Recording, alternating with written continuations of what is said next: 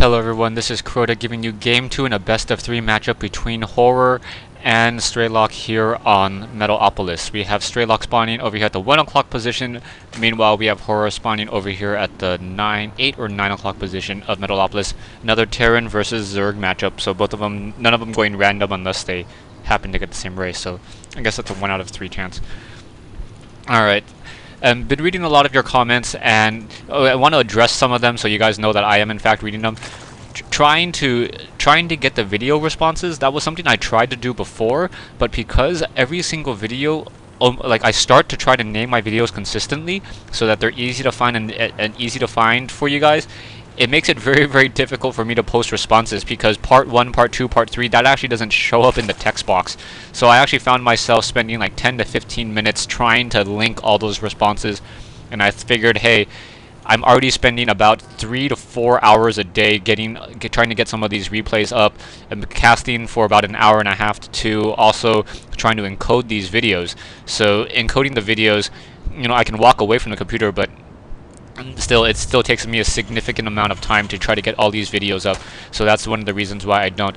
Also, some of you guys are also asking why don't I start Googling these people's names and trying to figure out. It only takes, what, like 2 to 3 minutes?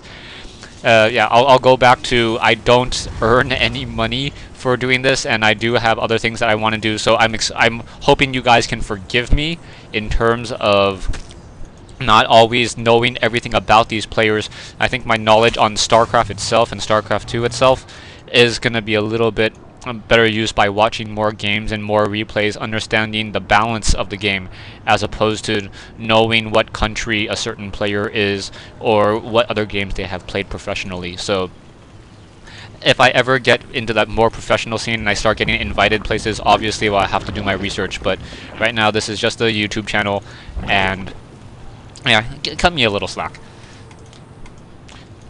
Okay, so currently sitting over here with spawning pool now up and running, or sorry, not up and running in about 2 seconds. There we go. So spawning pool now up and running, queen now being produced. So we're gonna have a queen produced, and we're waiting. No, StarCraft trying to make sure that there is not going to be a fast hatchery. Taking a look at mTwHoRRoR not going for a fast hatchery as a queen is being produced. So that's 150 minerals spent there instead of on a hatchery attempt. However, a drone now going down, so trying to get a decent hatchery timing, and is not going to be able to win out, as that SCV I believe has a little bit more hit points. Yeah, 5 more additional hit points, so I think that SCV will win out on this fight. Now Zerlian's coming away, that drone down to 3 hit points, and yes, that SCV will be able to go away, so that drone's wishes will in fact be able to grow up and be a hatchery. I don't think he'll be a layer, but he'll be a hatchery.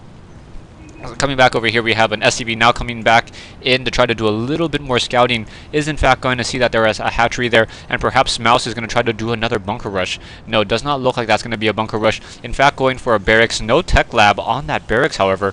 2 Marines sitting on that high ground behind that supply depot, able to shoot down that one Zergling fairly easily. StarCraft now dropping down a tech lab and going for double factory, so it is not going to be the Banshee build that we saw in Game 1, and no real pressure. Already mTwHoRRoR trying to move out with that queen moving very slowly on that off that creep, so not in that right position. Gonna go ahead and use that spawn larva ability. More drones being produced. Taking a look at the income of both players sitting at 20 and 19, so pretty much not that big of a difference. However, there is that mule that was called down by StarCraft, so StarCraft is in fact mining a little bit more quickly, excuse me, than mTwHoRRoR. There is a refinery up and running, but no SCVs on gas yet. Perhaps that's a mistake. Taking a look, getting Hellions, and now getting that internal pre-igniter upgrade, getting a reactor as well. So that reactor means that we're going to be seeing a large number of Hellions. And as long as mTwHoRRoR does not go to roaches, that is going to be a very, very viable strategy in this game. Hatchery nearing completion to the layer upgrade, as well as a secondary queen being produced. So gonna try to go ahead and mine from, what, 16 mineral patches as opposed to just 8, and we'll see if he's in fact able to get full saturation. Hydralisk then now being built. Hydralisk against Hellions. Now this is one of those weird situations where it all depends upon micro in the Hellion versus Hydralisk matchup. Also, it depends on a lot of those upgrades. The the Hellions have a range of 5 as opposed to the Hydralisks that can have a range of 6. On top of that, the Hydralisks attack at a faster rate. So assuming that they are focus firing, they can take down a Hellion fairly easily with that 12 damage. 12 times 8 is 92, so 8 Hydralisks can easily take down 1 Hellion in one round of attack. However, those Hellions do in fact get some splash damage, and you'll see how quickly those units are taken down. Internal Pre-Igniter has been upgraded, so 24 damage for those Hellions. So those Hellions going to be able to toast the town once again as those Hellions just running up that ramp. And those Hydralisks are going to get focused down as well. Those Hydralisks going to get taken down very easily with that splash damage, able to deal a fair amount of damage. That Queen, the only thing that's really going to be a good counter towards those Hellions, as the Queen is not massive, only biological and psionic. Hellions Hydralisks once again trying to get a little bit of a more engagement and still not really working out. Queen now trying to run back over. Down goes an additional Hellion. More Hellions coming in. Zergling's getting a quick surround off some of those Hellions and able to move very quickly off of that movement upgrade. And now we have, taking a look at the Harvester count, it is now 21 for Horror versus StarCraft's 29. Queens need to get back on that creep. We'll see whether or not Transfusion will be used, spawning a Creep Tumor in order to get those units to run around more quickly, as the Hellions' speed is really difficult to deal with for Horror. No upgrade on those Hydralisks yet. Increasing the range of those Hydralisks are in fact very important, so they're able to get that first shot in. Otherwise, they're going to be taking that second shot. Barracks now being put down as well, so no tech to factory or starport yet, excuse me, as we have siege tanks being researched and siege tech being researched once again.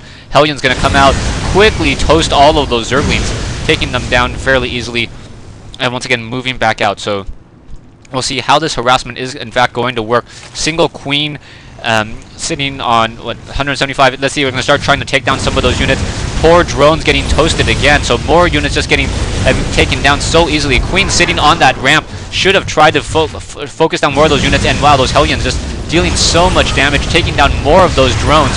Drones now just desperately trying to run away, but getting taken down so easily. Roaches would have been the proper counter at this stage in the game, but Horror, who went to tier 2, still does not have a Roach Warren, and the income is definitely going to make a difference.